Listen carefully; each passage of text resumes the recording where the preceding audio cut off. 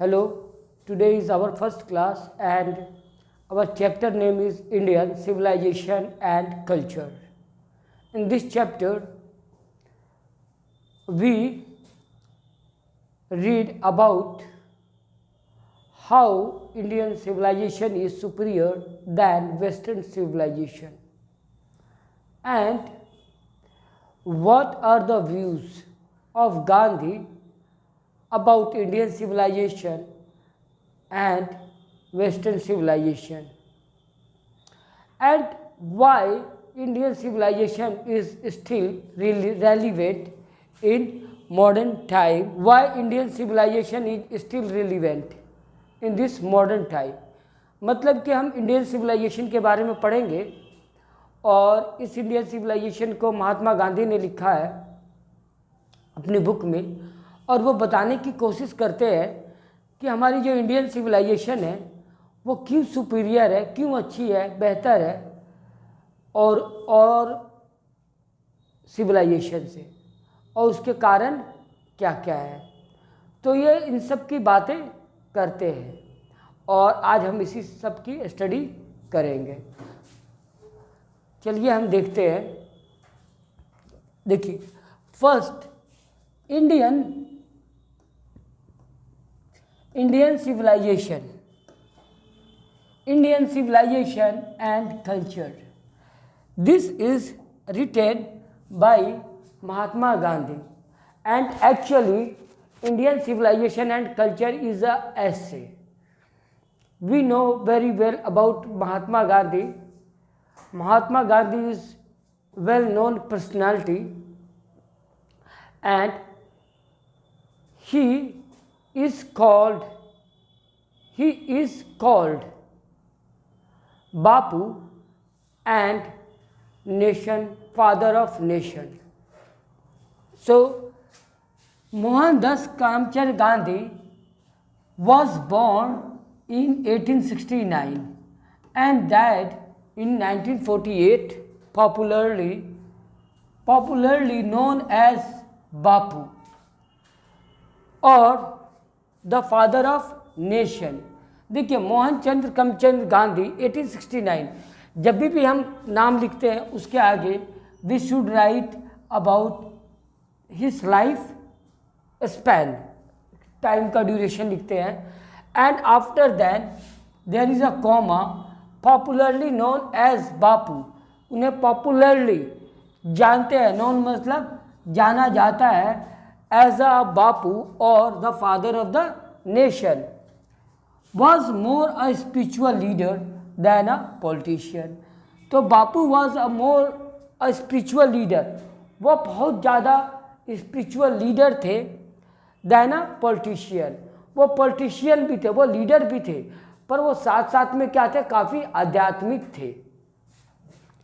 कहता है he successfully used truth and non-violence as the chief weapons against the British rule in India। कहता है he used, उन्होंने use किया truth, सत्य को, ट्रूथ मतलब सत्य, उन्होंने सत्य का यूज किया, एंड नॉन वायलेंस, अहिंसा का यूज किया, सत्य और अहिंसा का यूज किया as the chief weapons. Chief weapons मतलब मुख्य तौर पर एक हथियार के अगेंस्ट ब्रिटिश रूलर, अंग्रेजों के खिलाफ, and helped India gain independence, और मदद की इंडिया की, क्या गेन मतलब पाने में इंडिपेंडेंस, यानी उन्होंने भारत की आज़ादी दिलाने में क्या की, मदद की। तो कहता है from 1950 till 1948 he completely dominated Indian politics। dominated मतलब वर्चस्व। कहता है कि from 1950 से 1948 तक जो महात्मा गांधी थे वो इंडियन पॉलिटिक्स में क्या रहे, सुपीरियर रहे, डोमिनेटेड रहे। मतलब जो भी वो बात कहते थे, everyone accept his words। So now He died at the hand of fanatic on 30 January 1948. He died, वो मारे गए at the hand of a fanatic on 13 जनवरी 1948. वो 1948 में उनकी डेथ हो गई. His ऑटोबायोग्राफी, उन्होंने अपनी एक आत्मकथा लिखी. किसने आत्मकथा लिखी? महात्मा गांधी ने, जिसका नाम था my experiment with truth. My experiment मतलब मेरा संघर्ष या मेरी अनुभव सत्य के साथ. मैंने जो सत्य के, गांधी जी ने जो सत्य के साथ अनुभव किया उसको अपनी ऑटोबायोग्राफी में, आत्मकथा में लिखा. And the numbers articles that he wrote for the young India. अब ये यंग इंडिया क्या है? यंग इंडिया एक मैगजीन थी जो कि गांधी जी चलाया करते थे, जिसमें गांधी जी लिखा करते थे. तो ही रोट, उन्होंने हिस आर्टिकल, उन्होंने आर्टिकल मतलब बहुत सारे लेख. He wrote his article that he wrote, उन्होंने जो आर्टिकल, लेख he wrote for the young India, जो कि यंग इंडिया के लिए उन्होंने लिखे. And the speech that he delivered, और जो स्पीच उन्होंने डिलीवर किया, डिलीवर्ड मतलब जो उन्होंने बोले, ऑन डिफरेंट ओकेजन, अलग अलग ओकेजन पे, reveal him not only as an original thinker but also a great master of cast idiomatic English. कहता है कि जो महात्मा गांधी थे, उन्होंने यंग इंडिया में बहुत सारे आर्टिकल लिखे, और कहता है कि इसके साथ साथ उन्होंने and the speech that he delivered, उन्होंने बहुत सारी स्पीच को दिया, जो कि अलग अलग ओकेज़न, अलग अलग टाइम पे दिया. जब जब वो आंदोलन चलाते थे तब कब वो, जैसे दांडी मार्च हो गया, चंपारण आंदोलन हो गया, तो उस समय उन्होंने बहुत सारी स्पीच को डिलीवर किया, भाषण दिए. और कहता है जो वो भाषण देते थे वो ओरिजिनल थिंकर थे, मतलब वो उनके अपने विचार थे भाषण में. And also a great master of cast idiomatic, वो काफ़ी एक मास्टर थे किसमें, उनके, वो एक आदर्श आदमी थे, और बहुत सारी उन्होंने चीज़ें लिखी थी किसमें, इंग्लिश में.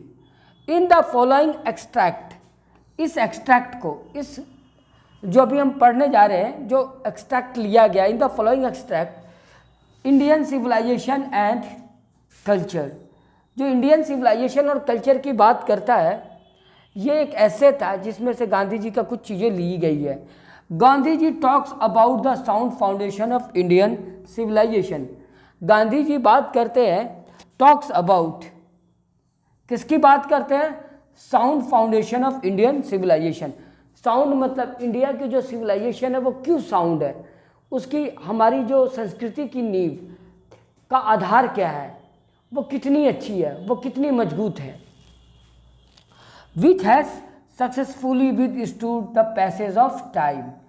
कहता है has successfully withstood, has successfully मतलब अभी भी सफलतापूर्वक, विदस्टूड खड़ी है, विदस्टूड खड़ी है, द पैसेज ऑफ टाइम, इतने समय बीत जाने के बाद भी आज भी ये क्या है, खड़ी है अपनी जगह पे मजबूती से. The western civilization which has the tendency to privilege materiality cannot match the Indian civilization that elevate the moral being. कहता है कि जो वेस्टर्न सिविलाइजेशन थी वो किस पे, उसकी जो टेंडेंसी थी किस पे, मेटेरियलिटी पे. मेटेरियलिटी मतलब पैसेवाद, पैसे के पीछे भागना, अच्छी जीवन शैली के लिए, अच्छा खाना पीना ओढ़ना, और व्यक्तिवादी विचारधारा, यानी आप अपने लिए ही सोचे और अपने समाज के लिए कुछ ना सोचे. आपको यही पता ना हो कि आप इस जीवन में आए क्यों हैं, और उसका मतलब क्या है, सिर्फ आप खा रहे हैं, पी रहे हैं और घूम रहे हैं। तो इस तरह की लाइफ स्टाइल को हम क्या कहते हैं, मैटेरियलिटी कहते हैं। तो कहता है कि जो वेस्ट जो है, जो पश्चिम सभ्यता है, वो अच्छा खाना पहनना ओढ़ना वगैरह पे विश्वास करती है, पर जो इंडियन सिविलाइजेशन है, जो भारतीय सिविलाइजेशन है, वो विश्वास करती है किस चीज़ पर, वो स्पिरिचुअल पे विश्वास करती है, ठीक है, और मोरल बीइंग, आदर्शों पे विश्वास करती है। कि मतलब हम ये सोचते हैं, हम अपने धर्म के प्रति, अपने प्रति और गॉड के प्रति हम क्या रहते हैं, समर्पित रहते हैं। हम लाइफ को एक पर्पस मानते हैं, एक उद्देश्य मानते हैं और उस पर क्या करते हैं, वर्कआउट करते हैं। तो अब बात होती है कि Indian civilization and culture, it is written by Mahatma Gandhi, and Mahatma Gandhi is called father of nation and also called as a Bapu. Mahatma Gandhi talks about in this essay about how Indian civilization is superior than Western civilization. Indian civilization is superior than Western civilization because Indian civilization is spiritual and our foundation is very sound. But if we see Western civilization is materialistic and it totally depends on individualism. It believes in individualism. Individualism means that it just see consumption of things, means it believes in consumption of goods and services and salaries, like that. Now we come to the point. We go through chapter Indian civilization. I believe, यहाँ पे गांधी जी कहते हैं I believe, I used for Gandhi, I believe that the civilization India has evolved is not to be beaten in the world. कहता है कि I believe, मैं ऐसा विश्वास करता हूँ that the civilization India, जो इंडियन सिविलाइजेशन है, that the civilization India, I believe that the civilization of India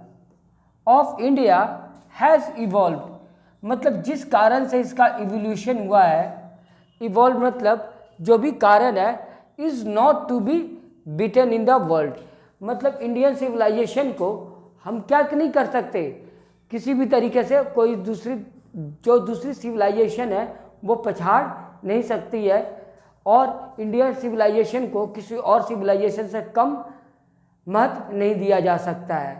कहने का मतलब है, ठीक, कहता है nothing can equal the seeds sown by our ancestors. कहता है नथिंग, कोई भी चीज़, can equal the seeds sown by our ancestors, जो हमारे एंसेस्टर्स थे, जो हमारे पूर्वज थे, जो हमारे फादर थे, मतलब हमारे फादर जो थे, जो हमारे पूर्वज थे, उन्होंने हमें ऐसी बीज और ऐसी संस्कार डाली है जिसकी वजह से हम में इस तरह के संस्कार डेवलप हुए जो कि दूसरे संस्कृति में नहीं मिलते हैं। अब यहाँ पे पहली बात आती है कि सिविलाइजेशन किसे कहते हैं। Civilization means that thing reflect in our habit, जैसे कि हम जो चीज़ हमारी संस्कृति से बनी है उसे सिविलाइजेशन कहते हैं। जैसे कि जो सिविलाइजेशन होती है, हमारा उठना बैठना, सोच, थिंकिंग वगैरह, रिस्पेक्ट करना, इन सब चीज़ों से इसका निर्माण होता है। ये जैसे कि हिंदू धर्म में अलग तरह की सिविलाइजेशन है, मुस्लिम धर्म में अलग तरह की सिविलाइजेशन है। कहता है कि हर धर्म में एक अलग अलग तरह की संस्कृति है और वो संस्कृति उसे एक सिविलाइजेशन की तरफ ले जाती है, जिसमें कि उसका उठना बैठना, सोच और भगवान के प्रति समर्पित सारी चीज़ें आती है। तो अब हम डिटेल में नहीं जाएंगे, हम जस्ट बस कहता है कि जो हमारे एंसीस्टर ने हमें जिस तरह की सभ्यता और जिस तरीके से हमें बड़ा किया, वो कहता है कि उस तरह की समर्पण भावनाएं और उस तरह से जो हमें शिक्षा उन्होंने दिया वो कहीं और मैच नहीं हो सकती है। तो nothing can equal the seeds. Seeds मतलब यहाँ पर है कि जो हमारे अंदर विचार बोए गए हैं, जो हमें डाले गए हैं संस्कार के बीच, उस तरह की चीज़ें कहीं और नहीं मिल सकती है और कोई और नहीं दे सकता है। रोम वेंट ग्रीस शेयर द, कहता है कि रोम जो था एक टाइम में वो काफ़ी फेमस था अपनी कल्चर की वजह से, अपनी संस्कृति की वजह से, पर कहता है कि आज रोम और ग्रीस दोनों अपने भाग्य पे निर्भर है, यानी शेयर सेम फेट, यानी जैसा इंडिया का भविष्य था वैसा ही वो भी करते थे। The might of the pharaohs was broken, पर आज was broken, कहता है कि जो रोम की संस्कृति थी, रोम और ग्रीस की थी, वो भी ब्रोकन हो गई।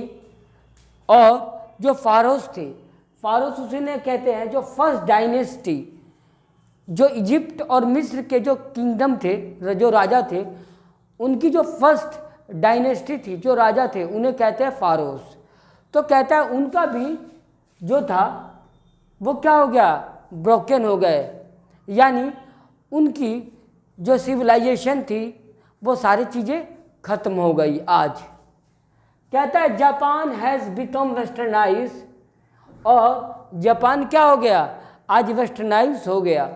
क्यों? क्योंकि ऐसा था कि शुरुआत से ही जापान जो था वो काफ़ी कल्चर्ड रहा हुआ है, पर आज वो मॉडर्नाइजेशन की रेस में वेस्टर्न कल्चर को अपना लिया है। कहता है China nothing can be said, और हम चाइना के बारे में कुछ नहीं कह सकते। But India is still somehow or other sound at the foundation. But India में किसी तरीके से इंडिया फिर भी समहाउ, कैसे भी, और अदर साउंड द फाउंडेशन, कैसे भी उसने अपनी नींव को क्या रखा है, मेंटेन रखा है। साउंड फाउंडेशन, अपनी फाउंडेशन, अपनी जो सिविलाइजेशन की आधार को अभी भी क्या रखा है, साउंड रखा है। तो कहता है कि जो और अदर सिविलाइजेशन थे वो ख़त्म हो गए, किसी के बारे में कुछ कहा नहीं जा सकता है, पर इंडियन सिविलाइजेशन अभी भी है अपने आधार पे। कहता है the people of Europe learn their lesson from the writing of the means of Greece और रोम। कहता है द पीपल ऑफ यूरोप, जो यूरोप के लोग थे, यूरोप वो लोग जो ब्रिटेन, जर्मनी, फ्रांस, वहाँ पे जो लोग रहते हैं उन्हें यूरोप कहते हैं। तो कहता है जो यूरोपियन लोग थे वो लर्न, उन्होंने सीखा, देयर लेसन, अपना लेसन, अपना पाठ, from the writing of the men of Greece, Greece के लोगों ने जो लिखा उसे उन लोगों ने सीखा, ग्रीस और रोम से उन लोगों ने सीखा। Which exist no longer in their former glory. कहता है विच एग्जिस्ट, कहता है which exist no longer in their former glory. कहता है आज उनकी जो तेज थी वो सारी चीज़ें खत्म हो गई है। तो उन्होंने जो भी कुछ सीखा था वो आज कुछ भी नहीं है। Learn from them the European imagine that they will avoid the mistake of Greece and Rome, such is their pitiable condition. कहता है in trying to learn from them, उनसे लर्न करने की, सीखने की कोशिश में जो यूरोपियन है वो इमेजिन, वो सोचते हैं, ऐसा इमेजिन करते हैं, दे विल अवॉइड, वो सारी जो गलती ग्रीस ने और रोम ने की थी उन चीज़ों को वो क्या करेंगे, अवॉइड कर देंगे, उन चीज़ों को वो दोबारा नहीं दोहराएंगे अपने संस्कृति में। बट कहता है such is there pitiable condition, फिटेबल मतलब दयनीय, पर ये जो सोच है उनकी वो गलत है, वो काफ़ी क्या है, दयनीय है, ऐसा नहीं है, मतलब वो मिस्टेक्स वापस करेंगे। कहता है आगे नेक्स्ट पैराग्राफ सेकेंड, कहता है in the midst of all this, इनके बीच में, कहता है in the midst of all this Indian remains immovable and is that is her glory. कहता है जो इंडिया है वो इमूवेबल रहा है, उसमें कोई भी बदलाव यहाँ की संस्कृति में नहीं आई है, और उसका तेज, उसकी इंटेलेक्चुअलिटी अभी भी बरकरार है। कहता है इट इज़ अ चार्ज, ऐसा एक चार्ज है, यहाँ पे चार्ज का मतलब है दोष देना, तो इट इज़ चार्ज, यह हमें एक ऐसा दोष है अगेंस्ट इंडिया, इंडिया के against, that her people are so uncivilized, ignorant, exploited, that it is not possible to induce them to adopt any changes. कहता है जो वेस्टर्न सिविलाइजेशन थी और जो वेस्टर्न लोग थे, यूरोपियन लोग सोचते थे कि जो इंडियन है उनमें कुछ उन्हें सिखाया नहीं जा सकता है, वो अनसिविलाइज्ड है और वो कुछ सीखने को तैयार नहीं है। तो कहता है यहाँ पर कि to induce them to adopt any changes, और वो अपने किसी तरीके से बदलने को तैयार नहीं है, to induce them to adopt any changes, मतलब जो इंडियन सिविलाइजेशन है वो किसी भी तरीके से क्या है, अपने आप को बदलने को तैयार नहीं है। तो आपको पता होगा कि शुरुआत में जो यूरोपियंस आए थे इंडिया, तो वो क्या करते थे, इंडिया जब यूरोप का गुलाम था, ब्रिटेन का गुलाम था, तो वो कहते थे कि हम इंडिया को क्या बना देंगे, कल्चर्ड बना देंगे, यहाँ की सभ्यता अजीबोगरीब है, यहाँ के लोग पढ़े लिखे नहीं है, सभ्य नहीं है, और देखिए इसी वजह से उन्होंने अपनी संस्कृति को हमारे यहाँ थोपा। आखिर क्रिश्चियनिटी आई हमारे यहाँ, वो अपने साथ फादरी लेके आते थे, यहाँ पे क्रिश्चियन स्कूल खोला, कॉलेज खोले, और आज हम अपने धर्म में भी आप देखते हैं कि उन्होंने क्या किया, पूरे जो उनके यहाँ जो एक्ट थे, कानून थे, वैसे वैसे कानून हमारे यहाँ भी बनाए, और हमारे लिए भी वो बनाए, क्योंकि वो उस समय क्या थे, रूलर थे। तो उनका कहना था पूरे विश्व को कि वी आर वाइट पीपल, हम लोग वाइट पीपल है, and we are well civilized person, and we have responsibility to make cultured other world. तो यह उनकी अपनी सोच थी, उन्होंने अपने आप को सही ठहराया कि जो उपनिवेशवाद है, ठीक, वो सही है, और उन्होंने कहा कि they are cultured, we are cultured, हम कल्चर्ड है, and we have responsibility to make other whole world as a culture. तो इसलिए उन्होंने कहा कि जो इंडियन सिविलाइजेशन है वो क्या है, उतनी अच्छी नहीं है, वहाँ पे लोग कुछ सीखने को तैयार नहीं है, यह उनका चार्ज है, दोषारोपण कहते हैं। It is a charge really against our merit, कहता है इट इज़ अ चार्ज, ये जो इस तरह के दोषारोपण है कि we are not able capable to learn anything from the world and we do not adopt anything from world और अकॉर्डिंग टू वर्ल्ड, मतलब हम कुछ सीख नहीं सकते हैं, कुछ बोल नहीं सकते हैं। तो कहता है कि ये क्या है, हमारी जो मेरिट है उस पे क्या है, दोष आरोपण है। कहता है what we have tested and found on the found through on the able of experience, an evil of experience we dare not change. What we have tested and found true on the evil of experience, हमने जो भी test किया और उसमें हमने पाया, यानी जो हमारी सिविलाइजेशन में हमने जो टेस्ट किया है, हमारी जो सिविलाइजेशन है वो उसको हमने टेस्ट किया है और उस सच को हमने एक्सेप्ट किया है। किसके आधार पर? एक्सपीरियंस, अपने अनुभव के आधार पर। वो अनुभव कैसा है? काफ़ी ठोक पीटने के बाद उस अनुभव को हमने क्या किया है? एक्सेप्ट किया है और उसको हमने टेस्ट किया है। कहता है वी डेयर नॉट चेंज, और उसके बाद हमारे अनुभव ने हमें खुद को चेंज करने से मना कर दिया। कहता है many thrust there due advice upon India. कहता है मैनी थ्रस्ट, बहुत सारे लोगों ने क्या किया? इंडिया को एडवाइस दिया, एंड सी रिमेन्स स्टडी, और इंडिया क्या रहा?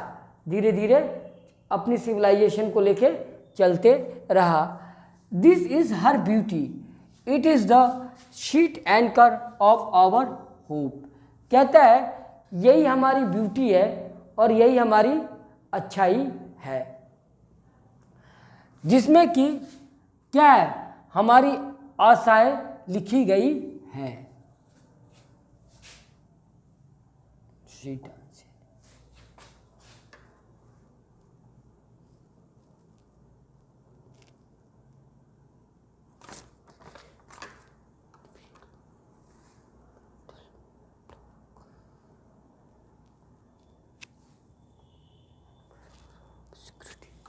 तो कहता है this is her beauty, it is the security of our hope, और यही हमारी आशा की क्या है? एक सिक्योरिटी है जो हमें क्या देती है? सिक्योरिटी देती है। अब थर्ड हम पढ़ते हैं, we go on third. Civilization is that mode of conduct कहता है जो सिविलाइजेशन है is that mode of conduct which point out to man the path of duty. कहता है the civilization is that mode of conduct, हमारी जो civilization है वो इस प्रक्रिया, इस मोड में है, विच पॉइंट आउट, जो पॉइंट आउट करती है to the man the path of duty, कि आदमी की ड्यूटी कैसी होनी चाहिए, आदमी को किस तरीके से बातचीत करना चाहिए, और ड्यूटी का मतलब है कर्तव्य। हमें हमारे कर्तव्य को वो क्या करता है? पॉइंट आउट करता है कि हमें अपनी ड्यूटी और रिस्पॉन्सिबिलिटी को ही पूरा करना चाहिए। ड्यूटी क्या है? जो भी हमें काम मिला है हमें उसको पूरा करना चाहिए। जैसे स्टूडेंट की ड्यूटी है स्टडी करना, पेरेंट्स का ड्यूटी है अपने बच्चों के केयर करना। जब हम बड़े हो जाते हैं तो हम अपने पेरेंट्स की केयर करें, यही हमारा लाइफ में क्या है? पर्पस है। तो इसी ड्यूटी की बात करता है। Performance of duty and observance of mortality are convertible term. कहता है यहाँ पे परफॉर्मेंस ऑफ ड्यूटी, अपनी ड्यूटी को परफॉर्म करना, देना, और ऑब्जर्वेंस ऑफ मॉर्टिलिटी, और उसको ऑब्जर्व करना, जो मॉर्टिलिटी है, जो जीवन है उसको, ये दोनों क्या है? एक दूसरे का कन्वर्टिबिलिटी है, एक दूसरे का प्रवाची है। और बात हो रखी है आगे टू एब्जॉर्व,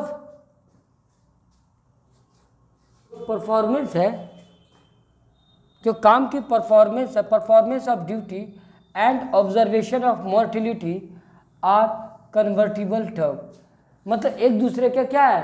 प्रवेशी है। तो हमारे यहाँ क्या है कि जो भी हम ड्यूटी काम करते हैं उसको परफॉर्मेंस देना, उसको अंजाम देना, यही क्या है? और उसको रिस्पॉन्सिबिलिटी के साथ करना, यही हमारा मेन कर्तव्य है। कहता है to observe mortality is to attain mastery over mind and our passion. कहता है टू ऑब्जर्व मोर्टिलिटी को ऑब्जर्व करना इज टू अटेन मास्टरी, यही हमारे जीवन का क्या है? मास्टरी है, मतलब हमें परफेक्ट बनाता है। ओवर आवर माइंड, हमारे माइंड के ऊपर, और हमारे पैशन के ऊपर। तो यहाँ पर माइंड का मोर्टलिटी की बात करता है, हमारे चरित्र निर्माण की बात होती है। वैसी चरित्र निर्माण जो हमारे कल्चर पे डिपेंड है, हमारे रिलीजन पे डिपेंड है और हमारे रहन सहन पे डिपेंड है। तो कहता है ऐसे चीज़ें, वो सारी चीज़ें हमारे लाइफ को में क्या करती है, हमारे माइंड को कंट्रोल करती है और हमारे पैशन को कंट्रोल करती है। अब कहता है यहाँ पे सो डूइंग, ऐसा करके अगर हम अपने माइंड पे कंट्रोल कर लेते हैं, ऐसा करके वी नो आवर सेल्फ, और ऐसा अगर हम कर लेते हैं तो हम खुद को क्या करेंगे, जान जाएंगे। खुद को जानने का मतलब क्या है कि अगर हमने जो सोसाइटी के, अगर हमने अपने माइंड को कंट्रोल कर लिया, अपने पैशन को कंट्रोल कर लिया, अपनी इच्छाओं पे नियंत्रण कर लिया, तो हम खुद को भी जान सकते हैं कि हमारी रियल नीड क्या है, हमारी रियल ज़रूरत क्या है। The Gujarati equivalent for civilization means, कहता है जो गुजराती का मतलब ही क्या होता है, गुड कंडक्ट। अगर कोई भी गुजराती है, अगर हम उसे गुजराती कहते हैं तो इसका मतलब होता है कि एक अच्छा व्यवहार। और एक अच्छा व्यवहार कब आता है, जब कोई बहुत ही सिविलाइज्ड हो और अच्छा हो, तभी उसके पास मैनर्स हो, बात करने का तरीका हो। अब हम फोर्थ में देखते हैं, तो अब तक हमने देखा if this definition be correct, अगर ये सारे डेफिनेशन हमने जो भी सिविलाइजेशन के बारे में पढ़ा समझा, अगर ये सारी चीज़ें करेक्ट है, सही लगती है, ठीक है, कि जो आपकी ड्यूटी है, परफॉर्मेंस है, जो कर्तव्य है, अगर वो किया जाए, ये सारी चीज़ें रिलीजन से ही हमारे अंदर आती है। तो कहता है if this definition be correct, अगर इस तरह की डेफिनेशन सही है, देन इंडिया, तब India as so many writer have shown, जैसे कि बहुत सारे राइटरों ने दिखाया है, has nothing to learn from anybody else and this is as it should be. कहता है if this definition is true and correct, then we don't need to learn from the rest of the world and we should behave as we are, जैसा हम चाहते हैं हमें वैसे ही उसको behave करना चाहिए, because we are right, because our civilization and culture give us so many depth knowledge information that is very important to us. Now next, we noticed that the mind is restless bird. यह हमने notice किया जो हमारी जो दिमाग है वो क्या है, एक रेस्टलेस बर्ड्स की तरह है। बर्ड क्या है, चिड़िया क्या है, हमेशा वो उड़ती रहती है, मतलब हमेशा वो कभी भी रेस्ट मोड में नहीं रहती है। तो कहता है कि हमारा जो माइंड है वो लगभग एक रेस्ट वर्ल्ड की तरह है, बर्ड की तरह है। The more it get the more it wants, उसे जितना मिलता है वो उसको उतना और लेने का कोशिश करता है। एंड स्टिल रिमेन्स अनसेटिस्फाइड, और जितना उसे मिलता है उसके बावजूद, जो भी मिल जाता है उसके बावजूद भी वो क्या रहता है, अनसेटिस्फाइड रहता है। The more we indulge in our passion, the more we indulge in our passion the more unbridled they become. कहता है कि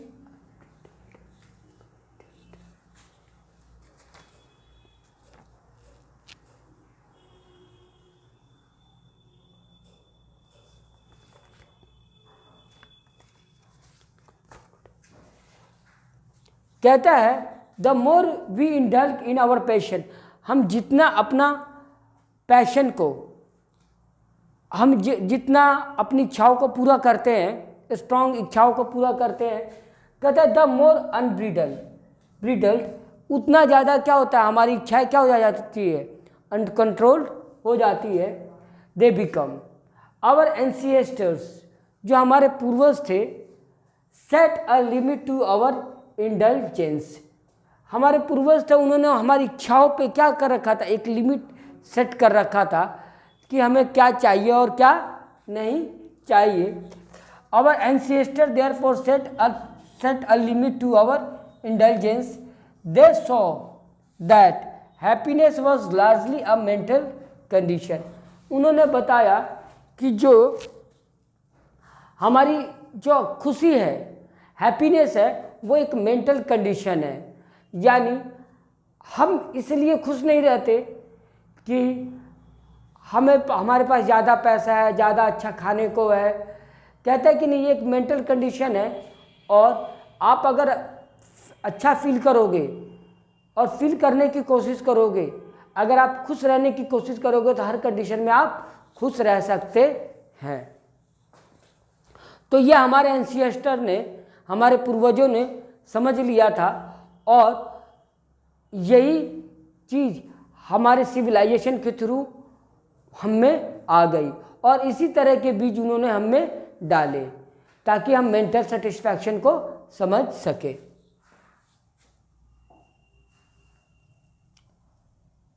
नाउ सिक्स्थ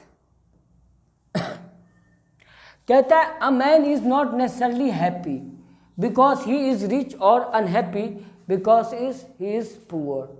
कहता है कि कोई भी आदमी वो इसलिए क्या है, खुश नहीं है कि वो अमीर है या गरीब है, इसकी वजह से वो क्या है, खुश नहीं है.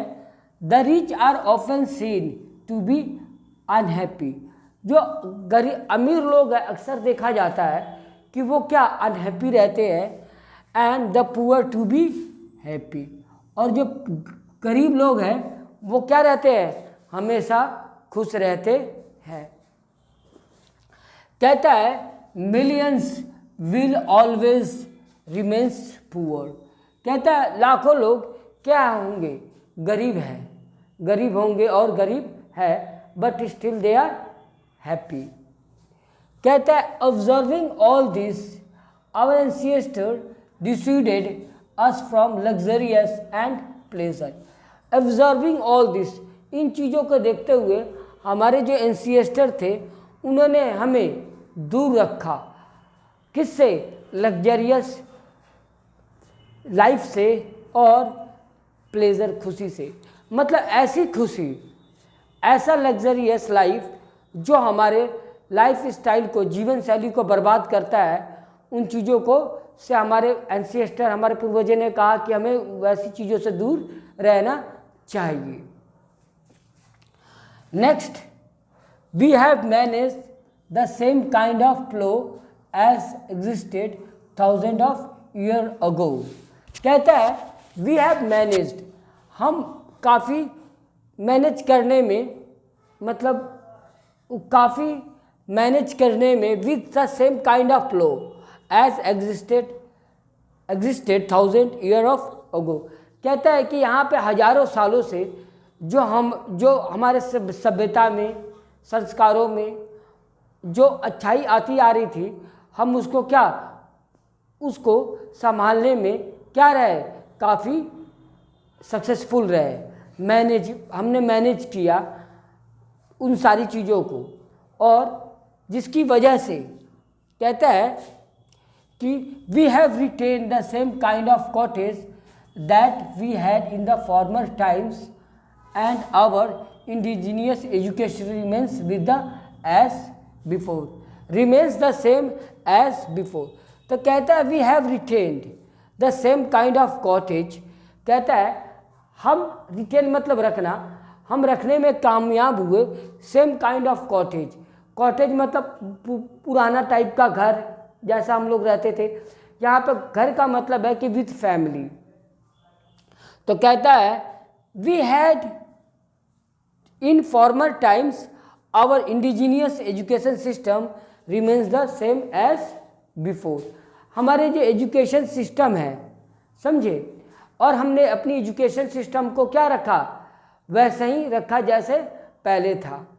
तो अंग्रेज़ों के आने से पहले हमारा जो इंडियन एजुकेशन सिस्टम था, वहाँ पर जो स्टूडेंट थे वो टीचर के पास जाके पढ़ते थे और जंगलों में रहते थे. मतलब एक अलग तरह की व्यवस्था थी. वहाँ पर रिस्पेक्ट था, अदब था। तो कहते हैं गांधी जी कि हमने वो सारी चीज़ों को क्या रखा है, मेंटेन करके अब तक रखा है, और हम इन सब चीज़ों को क्या किया है, अपनी संस्कृति से जुड़ी हुई है। तो हमारी संस्कृति और सभ्यता से ये सारी चीज़ें जुड़ी हुई है, इसलिए हम क्या है, ज़्यादा सक्सेसफुल है। कहता है आगे, we have no system of life coding competition. कहता है we have no system of life coding,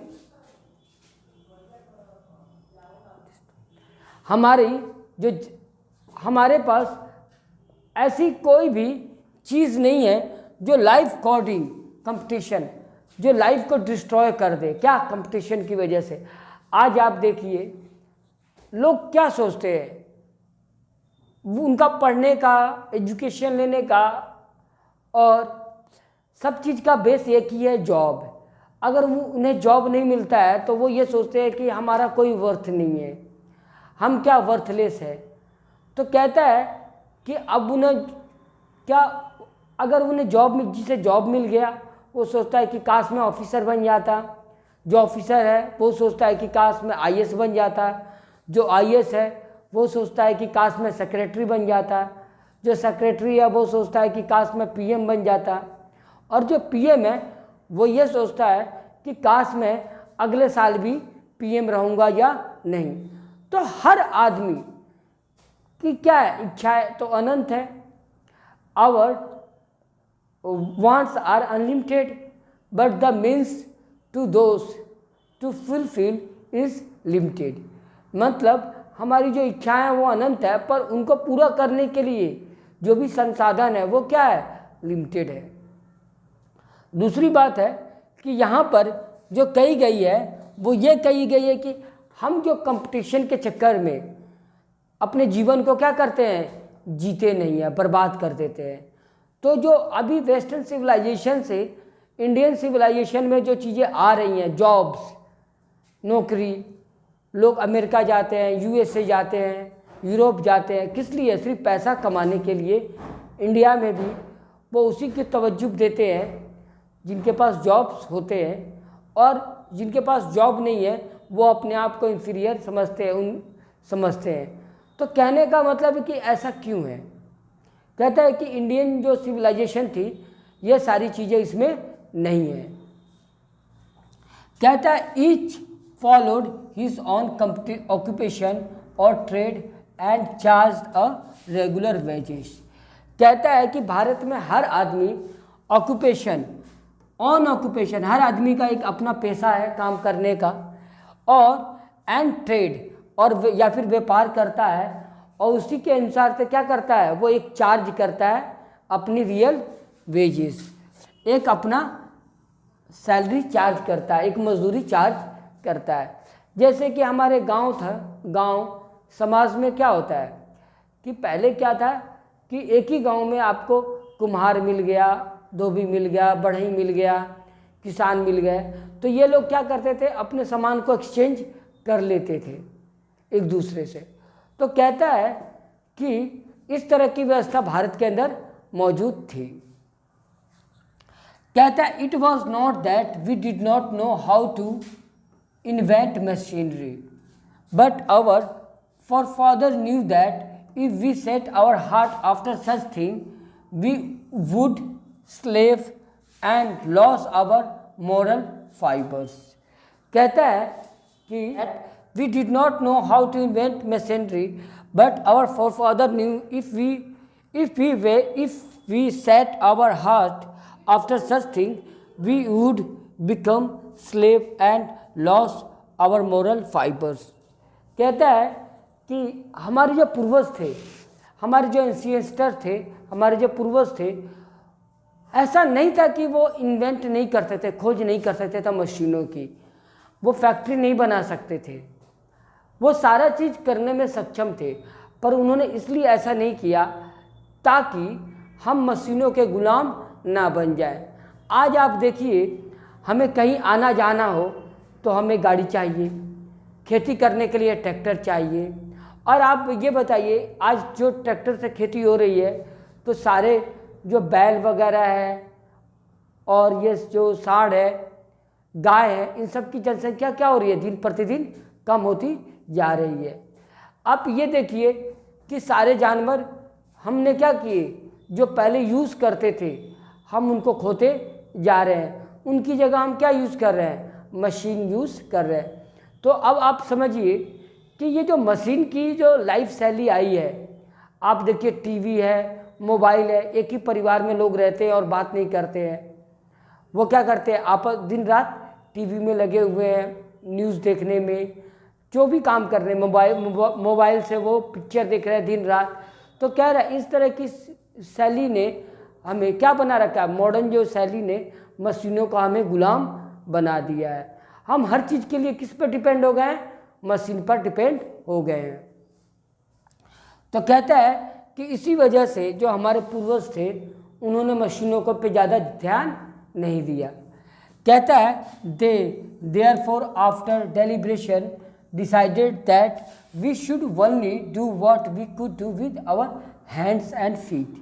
कहता है इसलिए हमारे जो पूर्वज थे उन्होंने उन चीज़ों पे ध्यान दिया, उस चीज़ों को एक्सेप्ट किया और उन्हीं चीज़ों को बढ़ावा दिया जो कि हमारे हाथ और पैर को क्या कर सके, मजबूत कर सके। यानी उनका कहना था कि हमें सारा काम अपने हाथ और पैर से स्वयं करना चाहिए। They saw that our real happiness and health consisted in a proper use of hand and feet। उनका कहना था कि हमारा जो शरीर से अगर हम काम करें तो हम ज़्यादा हेल्थी रह सकते हैं और खुशहाल रह सकते हैं। कहता है दे फर्दर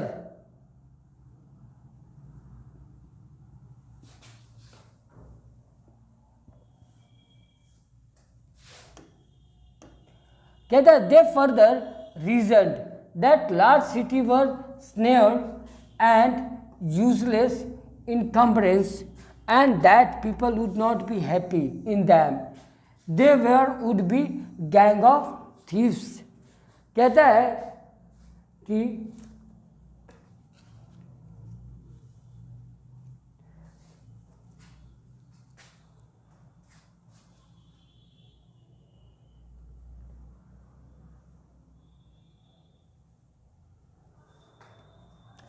कहता है कि दे फर्दर रीजन, वो एक रीज़न देते हैं कि देखिए मशीन जब फैक्ट्रियाँ लगी, फैक्ट्री लगती है, शहर बनता है, और आप बताइए फैक्ट्री की वजह से लेबर वहाँ पे काम करने के लिए आते हैं और उसकी वजह से क्या होता है, वो एक स्नेयर, एक वो ट्रैप, एक जाल में वो फंस जाते हैं।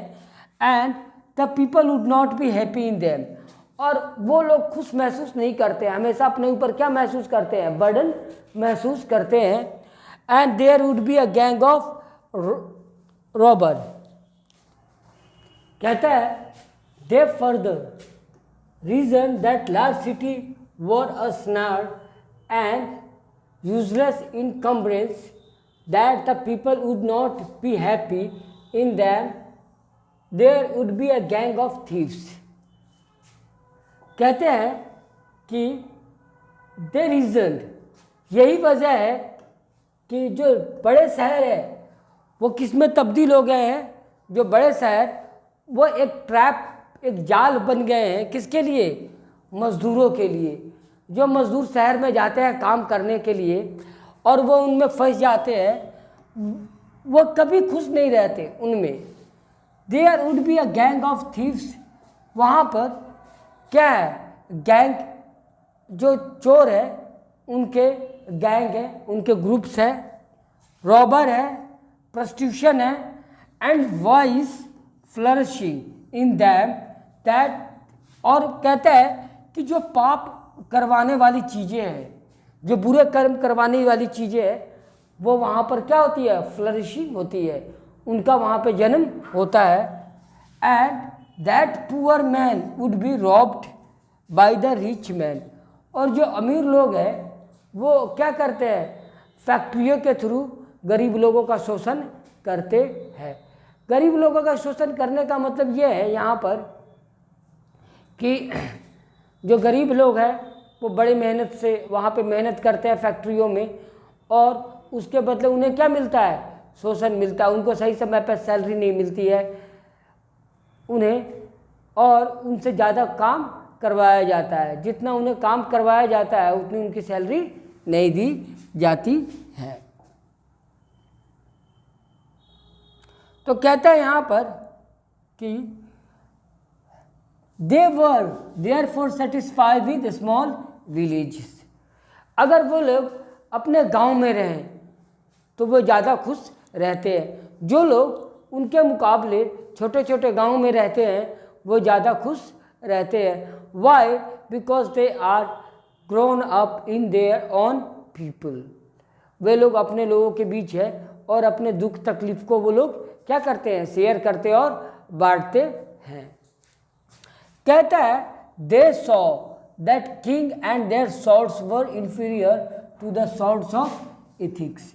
कहता है दे सॉ, उन्होंने देखा, that king and their swords, जो किंग है, बड़े बड़े राजा है, और उनकी जो तलवारें हैं वो इथिक्स, यानी कि जो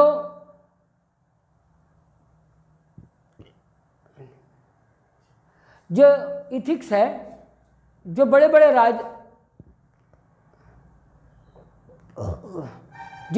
राजा है उनकी, जो बड़े बड़े राजा है वे और उनकी तलवार जो कि शिष्टाचार के सामने क्या है, बहुत ही छोटी है। यानी इथिक्स के सामने, रिस्पेक्ट के सामने, आदर संस्कार के सामने वो क्या है, बहुत ही छोटी है। कहता है एंड और they therefore held the sovereign of the earth to be inferior the rishi and the fakir. They therefore the sovereign of the earth to be inferior to the rishi and the fakir.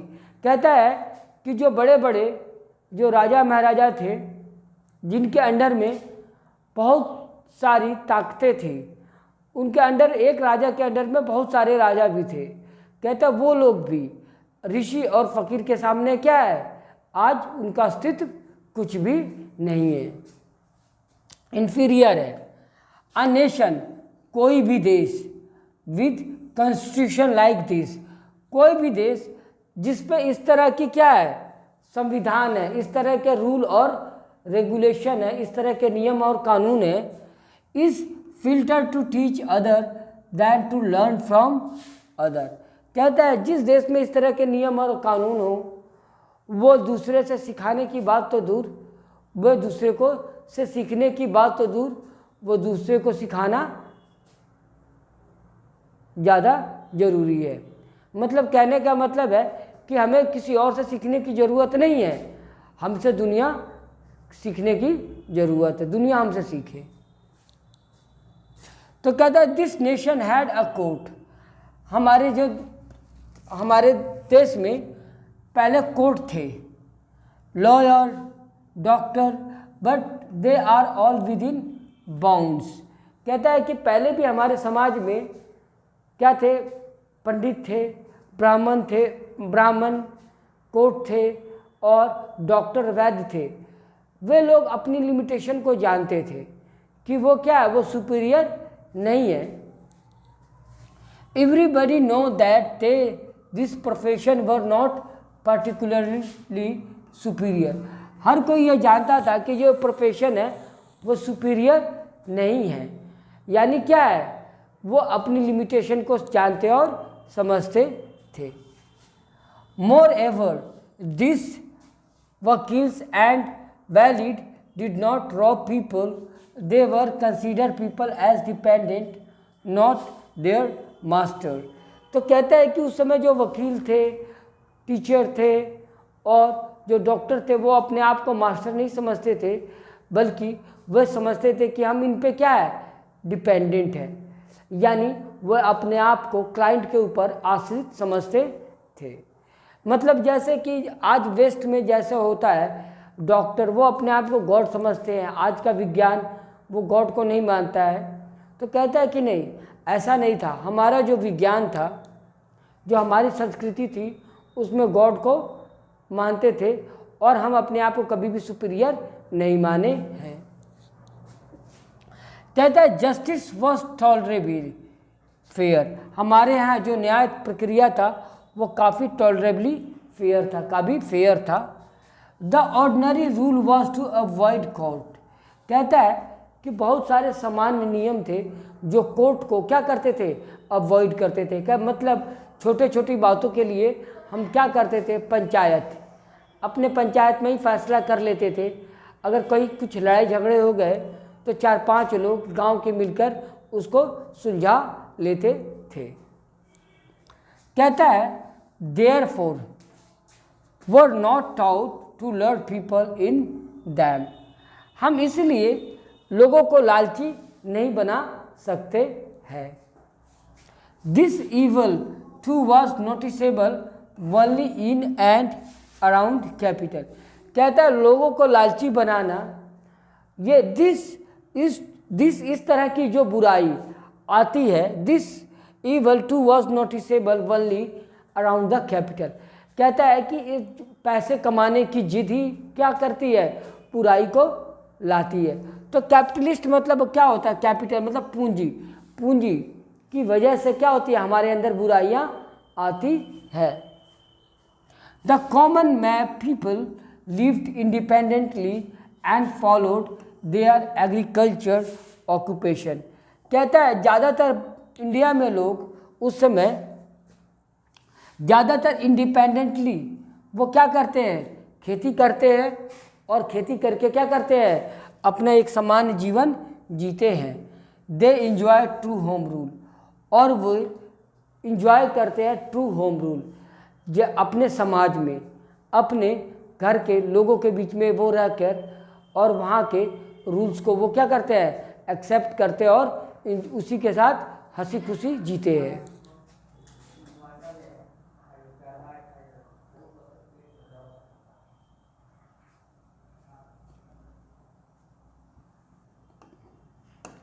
कहता है the Indian civilization as describe by me, जो भी Indian civilisation है जो कि मैंने describe किया है, जैसा मैंने डिस्क्राइब किया है, has been so describe by its votaries, और वैसा ही डिस्क्राइब किया गया है किसके द्वारा, वोटरीज के द्वारा, डिवोटीज के द्वारा, मतलब फॉलोअर्स के द्वारा।